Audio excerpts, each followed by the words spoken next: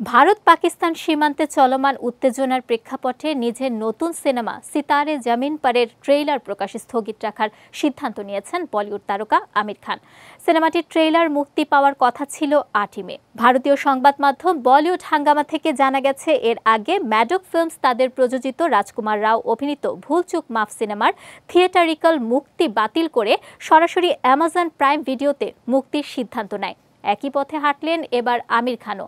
অভিনেতার প্রোডাকশন হাউসের পক্ষ থেকে জানানো হয়, ভারতের সীমান্তে চলমান পরিস্থিতি এবং সারা দেশে জারি হওয়া সতর্ক অবস্থার কারণে তারা এই সিদ্ধান্ত নিয়েছেন।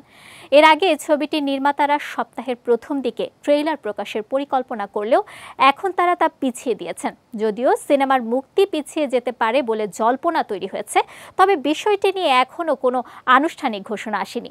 সিতারে জমিন পর সিনেমাটির পরিচালনায় রয়েছে পরিচালক আর.এস. প্রসন্ন। এতে আমির খানের পাশাপাশি অভিনয় করেছেন অভিনেত্রী জেনেলিয়া ডিসুজা এবং ১০ জন শিশু শিল্পী।